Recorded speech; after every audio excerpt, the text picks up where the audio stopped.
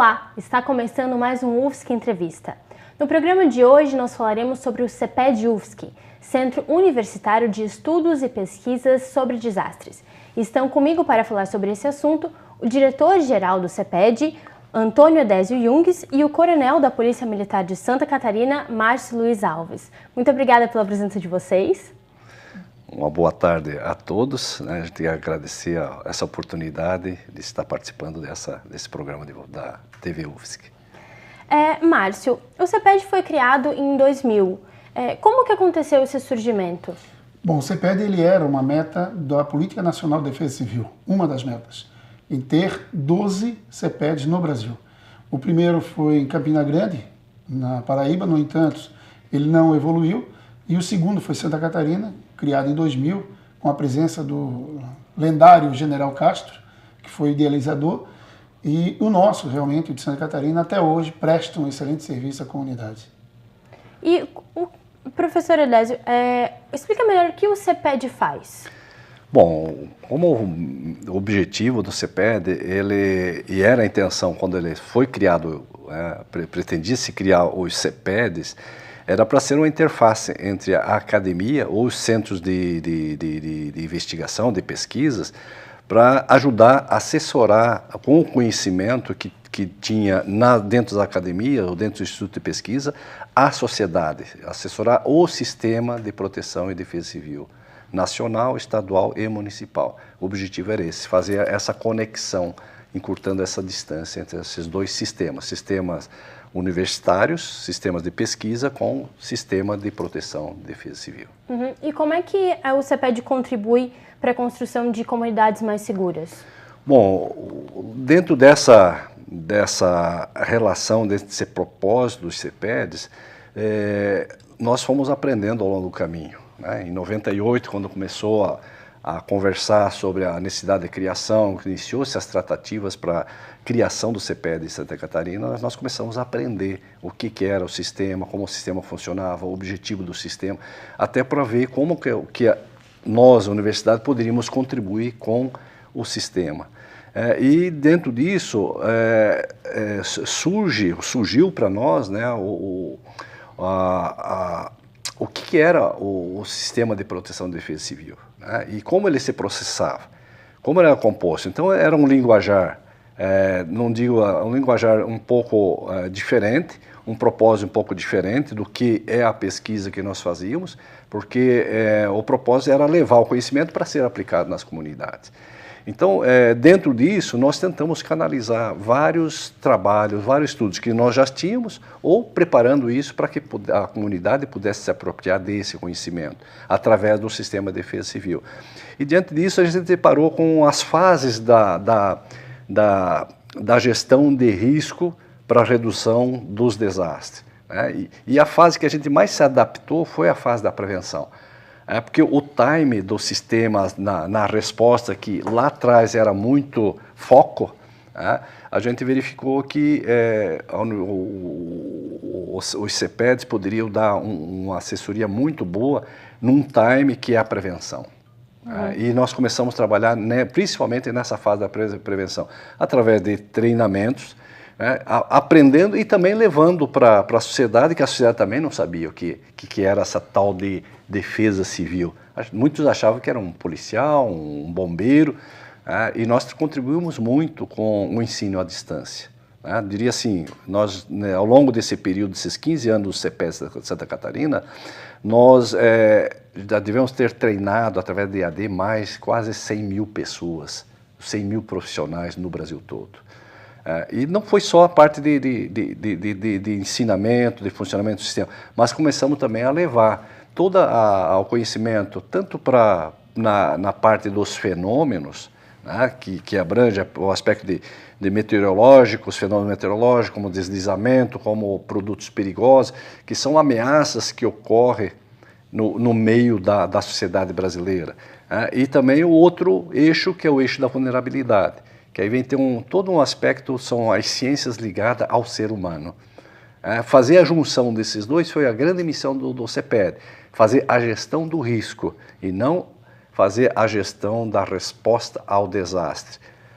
Então, esse foi o maior foco e a maior contribuição do CEPED até hoje. Márcio, vocês não atuam só aqui no estado, né? Em outros estados também. E como funciona esse sistema de fazer aqui, solucionar aqui, arranjar uma solução aqui no estado para os outros estados e outras cidades? Bom, o CEPED ele foi muito importante, até contribuindo na fala do professor, que foi dar o caráter científico para o conhecimento da prática. Santa Catarina tem uma boa expertise na área de desastres, teve por muitos anos, mas não foi transformado em conhecimento científico, não foi colocado na academia esse conhecimento para que fosse compartilhado entre todas as áreas de conhecimento e assim um engenheiro, um assistente social, um médico tivesse conhecimento que a gestão de risco envolve vários setores da sociedade. E isso a universidade foi fabulosa. O professor falou em mais de 100 mil pessoas capacitadas. Nós tivemos resultados importantíssimos no Brasil. Por exemplo, o sistema hoje de gestão de desastres, que se chama Sistema de Comando e Operações, foi criado em Santa Catarina, foi produzido pela Universidade Federal e foi disseminado em todo o Brasil. Hoje é uma ferramenta que todo o Brasil usa. E entre as várias também, nós fomos aí os propulsores da área, por exemplo, produtos perigosos. Nós tivemos um trabalho muito importante na área de gestão de desastres ambientais, principalmente. Nós temos uma parceria com a Petrobras. Produtos perigosos. Trabalhamos muito forte nessa área. E os outros estados começaram a ver em Santa Catarina, que já era uma defesa civil respeitada, mas agora associada ao conhecimento científico. Isso fortaleceu muito. Tanto é que depois disso outros CEPEDs foram sendo criados, né? Mas a parceria da Defesa Civil do Estado com o CEPED talvez tenha sido a mola propulsora desse sucesso que nós tivemos. Porque nós tínhamos demandas reprimidas dentro da Defesa Civil e que nós não tínhamos uma estrutura física ou de técnico que fosse capaz de dar essa abrangência necessária que era todo o Estado. E a universidade veio nesse propósito. Passou a ser uma parceira da Defesa Civil Estadual que viabilizava a área de construção do conhecimento e também da prática desses sistemas que foram criados. A Defesa Civil Nacional entendeu que era uma parceira importante e passou a utilizar o conhecimento da Universidade, do CEPED, de Santa Catarina, para todo o Brasil.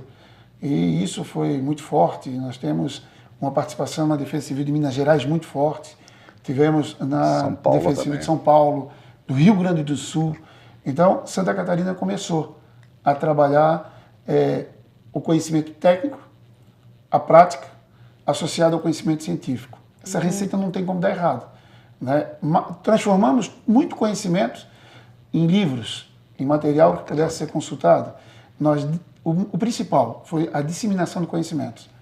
O CEPED foi o elemento fundamental para que nós pudéssemos disseminar o conhecimento gerado na prática do dia a dia nos desastres para a sociedade e vou um pouquinho além. Nós temos trabalhos que foram reconhecidos internacionalmente como boa prática. Cito o caso da ONU, que o projeto Percepção de Risco, a Descoberta de um Novo Olhar, que foi reconhecido pela ONU como um belíssimo trabalho aplicável em qualquer lugar do mundo. Nós falaremos dele no próximo bloco. Professor, quais são os projetos que o CEPED tem para o futuro? Bom, nós temos um histórico de projetos desde 2000 e o CEPED foi uma da proposta, quando se criou-se, a proposta de ser autossustentável no sentido de que trabalhávamos sobre a ótica de projetos, né? Sobre a ótica de projeto definido como um empreendimento, em que nossas ações eram acordadas para ser executado num espaço e tempo com a quantidade de recurso prevista ou estimada. E isso levou à execução de vários projetos, né? Como eu coloquei, desde projetos que eram EAD, ensino à distância, projetos de desenvolvimento dessas aplicações, como o Márcio colocou, existia uma distância muito grande entre a academia, o que a gente produzia dentro da universidade e a prática do dia a dia. Esse é enxergar como a comunidade necessita, a demanda da comunidade a respeito de conhecimento. Nós trabalhamos desde projetos com ajuda humanitária, projetos que envolvia o socorro, ao trabalho de prevenção, né, e projetos também como coisas mais científicas, né, como erosão, né, o estudo de vários fenômenos, movimento de massa, a parte de inundação, e também trabalhos que o Estado tem uma grande dificuldade de fazer, que é trabalhar as comunidades, que é o eixo da vulnerabilidade. Então, como avaliar essa comunidade que está na área de risco? Por que ela está na área de risco? Então, nós trabalhamos com a parte e contribuímos também muito para a metodologia do mapeamento, né? Nós fizemos o primeiro trabalho em Florianópolis, em 2004 a 2006, que foi o mapeamento do maciço, um plano municipal de risco, um dos primeiros do Brasil, né? Na sequência, esse trabalho nós evoluímos posteriormente para a parte do mapeamento, que deu a base para o edital e o termo de referência de execução desses mais de 300 mapeamentos que foram feitos a nível de Brasil. Né? E também temos um projeto que, eu diria assim, a gente começou a aprender o sistema. Como nós tínhamos um olhar um pouco diferente de quem está lá dentro propriamente do sistema, que é mais a parte operacional, é o dia a dia, e esse sistema, e essas pessoas às vezes mudam, né? Nós tivemos uma participação muito forte na Conferência Nacional, na primeira Conferência Nacional em 2010, né? Participamos da segunda já em 2013, né? E além disso, nós passamos a conhecer o sistema e criamos uma memória do sistema. Nós temos uma das poucas bibliotecas na América Latina, que é a biblioteca do CEPED, onde tem toda a memória de todos os trabalhos feitos, que serve ao Brasil e serve toda a comunidade científica, como também serve toda a sociedade, o sistema de defesa civil, em termos de material, de informação que está gerado. O projeto Percepção de Risco, é um dos projetos do CEPED e foi criado em 2008 e 2009, né? Quais os objetivos desse projeto? Olha, esse foi um projeto com ideias que veio já de 2005, né, Márcio? Em que a gente começou a participar internacionalmente desses debates, dos grandes debates sobre a parte de redução do risco de desastre. E por entendimento na época, a gente trabalhou com vários projetos, na verdade, mas esse foi um dos projetos assim, mais... deu mais satisfação, porque foi trabalhar com percepção de risco na escola. E trabalhar com percepção de risco na escola, se trabalha com um foco em algo que se pode ainda transformar, que se pode modificar, mais fácil das mudanças, né?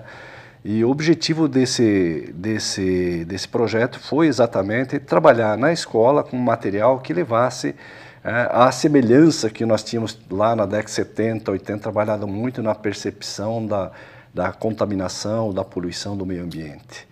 Nós queríamos também trabalhar com a percepção da redução do risco de desastre com as crianças na escola, né? E o Coronel Márcio Luiz acho que pode falar até um pouco melhor, porque ele foi um dos grandes idealizadores desse projeto, né? Esse projeto, como o professor falou, ele é oriundo de uma participação do CEPED, e à época foi eu e o Coronel Gomes que fomos à Conferência Mundial no Japão, e lá nós percebemos que nós estávamos muito focados no desastre e pouco na comunidade. E nós trouxemos a ideia de construir um trabalho em que a gente trouxesse a comunidade a participar da preparação para o desastre. Porque a gente sabe que ele vai acontecer. Em um momento ou outro vai acontecer. E ela precisa estar preparada. Foi feita antecipadamente uma pesquisa, qual o comportamento da comunidade sobre os desastres, qual o conhecimento que ela possuía sobre o desastre. E conseguimos fazer um diagnóstico e saber o que nós deveríamos levar à comunidade. Então, nós preparamos 1000 crianças na escola a ter contato com o tema sem ter medo do tema. Saber que é possível ele evitar os desastres, ou quando não evitar, ele pode se proteger. E isso foi levado de uma maneira lúdica, muito importante, através de livros para o aluno, para o professor, com atividades envolvendo os professores. E também fizemos aí um piloto aqui em Florianópolis, que foi o desenvolvimento dessa percepção dos líderes comunitários.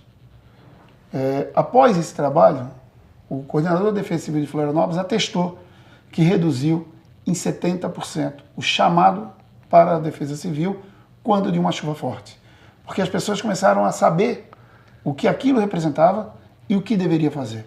Então ele foi realmente um trabalho que não ficou só na teoria, ele foi colocado em prática ele foi validado, e esse é um dos programas que nós apresentamos em Genebra, na Suíça, na Conferência Mundial, e que foi escolhido pela ONU como uma boa prática internacional e figura ainda num site chamado Prevention Web, que é um site internacional de boas práticas na área de desastres.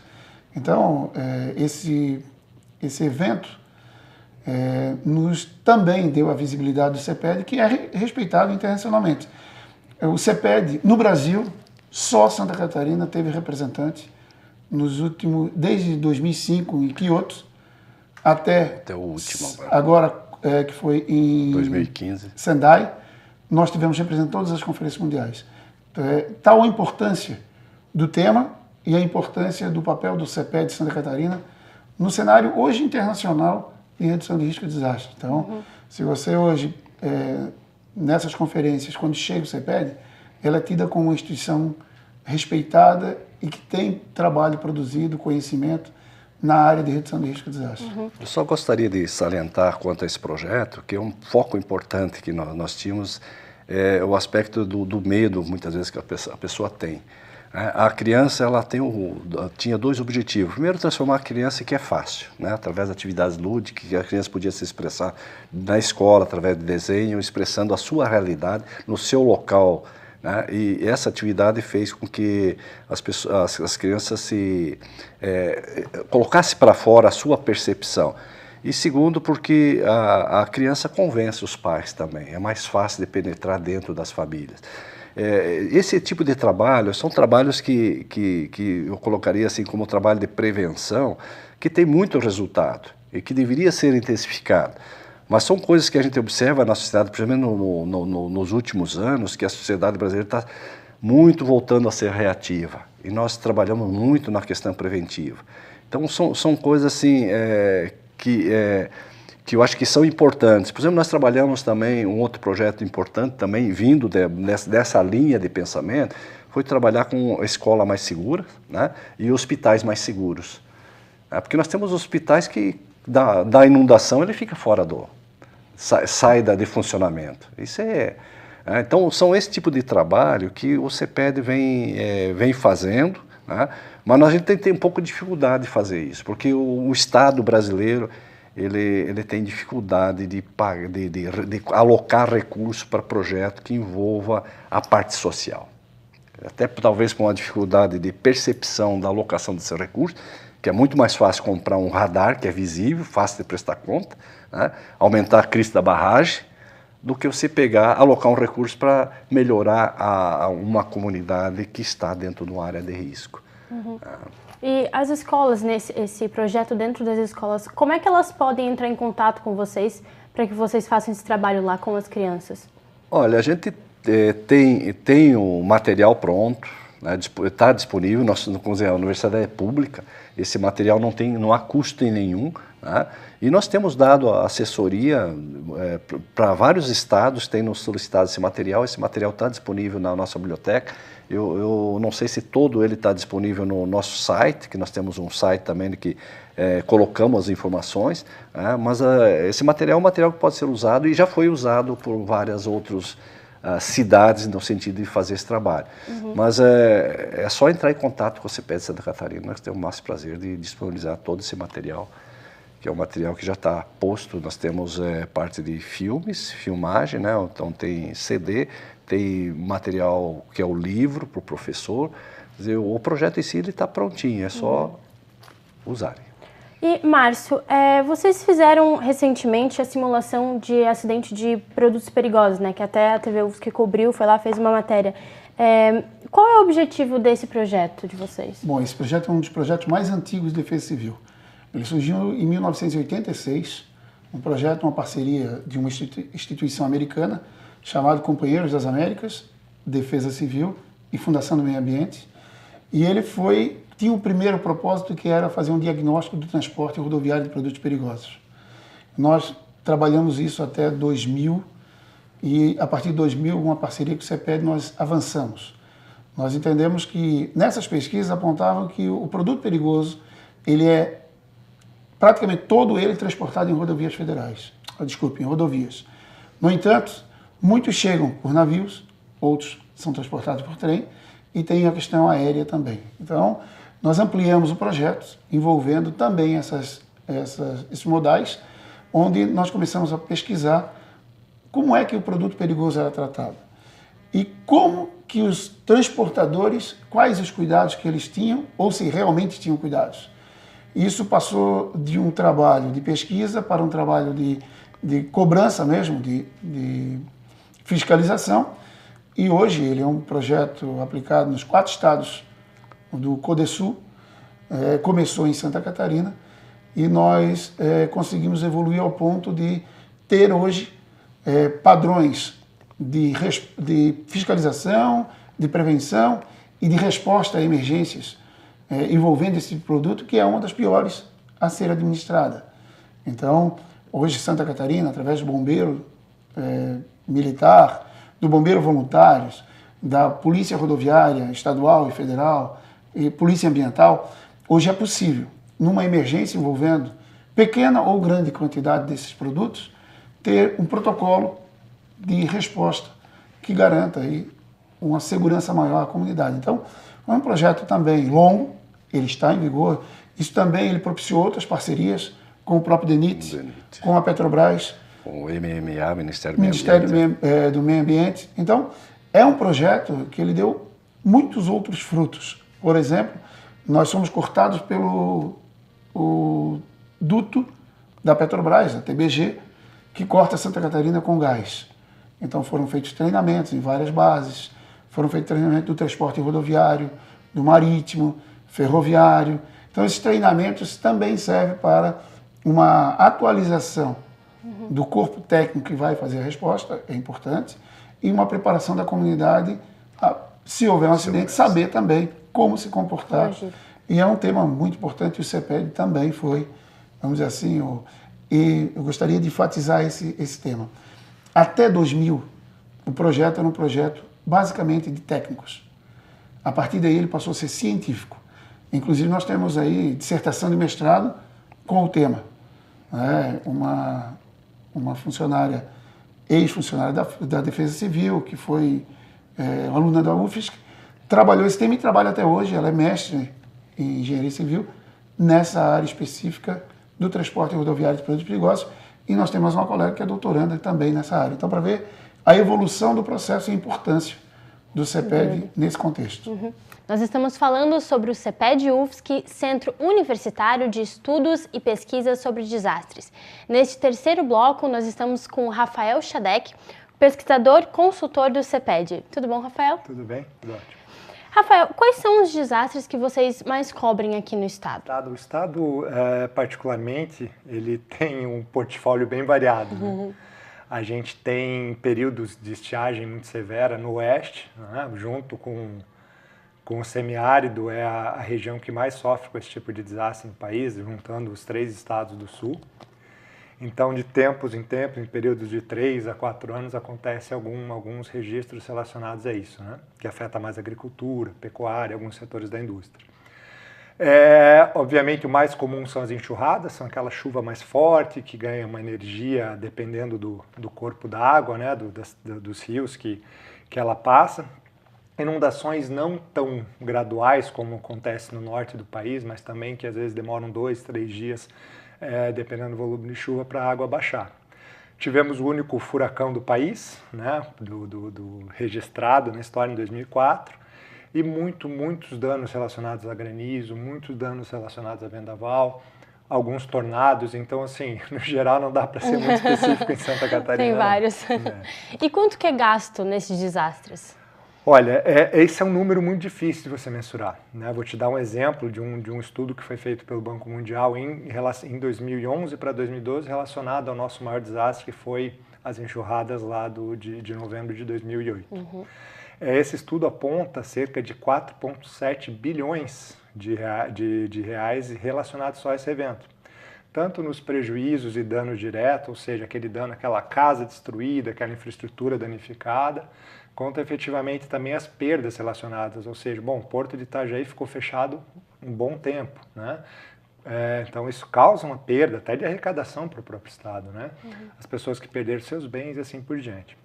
Hoje a gente está num trabalho, uma parceria entre o CEPED e o Banco Mundial, que está levantando esses danos e prejuízos informados pelos municípios. É uma base de dados muito grande, muito trabalhosa, que está precisando de muito refinamento, está se trabalhando nisso.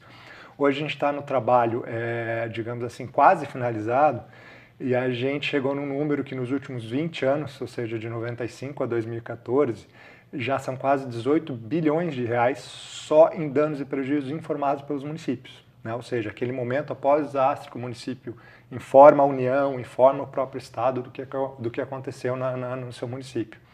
Você veja que isso, para números de 2010, isso não é bem isso agora, né, mas relacionado ao PIB oficial da última medição de 2010 do IBGE, é quase 0,6% do PIB anual. Então, realmente é uma parcela significativa. Relacionado aos mais diversos desastres, mas muito relacionado às enxurradas, principalmente. E o CEPED tem o projeto S2ID, que é o Sistema de Informações Integradas sobre Desastres, né? Isso. E como funciona esse Sistema projeto? Integrado de Informações sobre Desastres. Ele é um projeto que a gente começou em 2009 para 2010, já numa cooperação com a Secretaria Nacional de Proteção e Defesa Civil, e ele, num primeiro momento, buscou construir um banco de dados a nível nacional sobre desastre, né? Você tinha alguns esforços pontuais, a Santa Catarina tinha alguns levantamentos, alguns outros estados tinham isso, de certa forma, numa tentativa de organizar, mas você não tinha um banco de dados nacional. Ou seja, se você quisesse fazer uma pesquisa, se você quisesse usar números para direcionar os seus esforços, você efetivamente não tinha isso de uma forma sistematizada. Então, esse processo começou lá em 2010, passou por uma pesquisa em todos os estados brasileiros, abrindo caixa, pesquisando o documento, digitalizando o documento, tabulando essas informações, para você chegar no resultado que foi o Atlas, né, Nacional de Desastres Naturais, o Atlas Brasileiro de Desastres Naturais, publicado pelo CEPED e pela Secretaria Nacional, que trouxe pelo menos os dados de frequência, os históricos de danos humanos, ou seja, desabrigados, desalojados, pessoas afetadas. Então, esse esforço, hoje a gente tem pelo menos isso organizado na publicação do Atlas, que pega até o ano de 2012. Após isso, então, também, mais ou menos nessa época, depois de consolidada essa pesquisa, o Ministério da Integração resolveu, acho que uma decisão muito acertada, desenvolver um sistema, primeiramente para manter esses dados atualizados, mas que depois migrou para ser a ferramenta obrigatória para o município pedir a situação de emergência. O que a gente escuta na TV, né? O município entrou em situação de emergência, vai pedir ajuda federal. Então, desde janeiro de 2013, essa solicitação ela é feita obrigatoriamente através do S2ID. Então, isso faz com que tanto os dados estejam atualizados, hoje num sistema informatizado, como também agilizou muito o processo de reconhecimento, que antes era, manda documento para a Secretaria Nacional, a Secretaria manda de volta para corrigir, pergunta para o Estado, pergunta para o município. Então, desde janeiro de 2013, isso é um sistema. Então, essa cooperação, ela já são, então, vamos dizer, 5 anos, né, de cooperação nesse trabalho, e hoje o CEPED está entregando para a Secretaria, já entregou uma nova versão do sistema, muito mais robusta, muito mais gerencial, muito mais capaz, e a gente também está entregando os outros módulos, que é o de resposta a desastre e de reconstrução dentro do sistema, que eles visam, não só o município agora pedir o reconhecimento, ter a sua situação de emergência validada pela União, mas também solicitar os recursos complementares necessários através do sistema, também para agilizar o processo. Então, se o município teve um problema que precisa reconstruir alguma rodovia, desobstruir ruas, até mesmo para assistência humanitária, água, comida, o que precisar num desastre, ele vai solicitar através do sistema, a análise vai ser feita através do sistema e a liberação e acompanhamento também através do sistema. Então, 2016 vai ser um ano de bastante novidade para esse projeto, né? A gente está trabalhando há algum tempo nele e está seguindo esse caminho agora. Agora estamos sofrendo a influência do El Niño, né? Por que o catarinense ainda sofre com isso? Desde lá de 2008 a gente já sabe que o estado sofre com as chuvas. Digamos, nossa tipologia de desastre, no geral, ela está relacionada à água, né? Ou falta ou excesso, né? Das duas. E esse tipo de problema está muito relacionado à ocupação do solo, né? Eles são as pessoas que, infelizmente, residem no lugar, vamos colocar de forma simplista. Então, como é que se resolve isso? Ou se tira as pessoas das cidades, que não vai acontecer, ou é um trabalho realmente muito lento de investimento em infraestrutura. E é um investimento, hoje o Estado, junto com a União, está trabalhando na elevação das barragens, até o radar meteorológico, a gente vê muitos esforços, né? Só que realmente não é um problema que vai ser resolvido do dia para a noite, nem no Estado, nem no Brasil, nem a nível mundial, né? A gente frequentemente, a gente ainda escuta notícias de países como a Alemanha, como teve ano passado, Austrália quase todo ano, danos relacionados à inundação. Né? Não só aqueles desastres que a gente diz que são quase, que mais você se prepara do que você pode se prevenir. Né? Você se prepara para um terremoto, você se prepara para um furacão, porque você não tem como evitar. Né? Ele vai atingir, se ele acontecer, ele vai atingir uma determinada área e não tem muito o que fazer. No nosso caso, como eu te disse, ele depende muito da ocupação do solo. Então, a água sabe que o rio vai inundar aquela área e as pessoas estão morando lá. A encosta, ela é íngreme, ela não é estável, todo mundo sabe, mas as pessoas estão cada vez mais ocupando essas áreas urbanas, a gente cada vez mais que olha para o lado, a gente vê isso acontecendo. Então, respondendo a tua pergunta, o porquê, é um pouco de política pública mais incisiva, é um município atuando mais no que ele deveria, porque a responsabilidade, no final das contas, é do município. Quem determina o uso e ocupação do solo é o município, não é a União. Então, mas de qualquer forma, vamos dizer assim, é um legado, é uma herança de muitas e muitas décadas se ocupando de maneira errada. Né? Então, não é uma coisa fácil de se culpar o Estado, de se culpar a administração pública ou de se culpar as pessoas. Acho que é um pouquinho de cada coisa e se cada um fizer um pouquinho do seu, acho que vai melhorar bastante. Obrigada, Rafael, pela presença aqui no nosso programa. O UFSC Entrevista vai ficando por aqui. Obrigada pela sua audiência. Continue nos acompanhando na nossa página do Facebook, no nosso canal do YouTube e aqui na programação da TV UFSC. Até mais!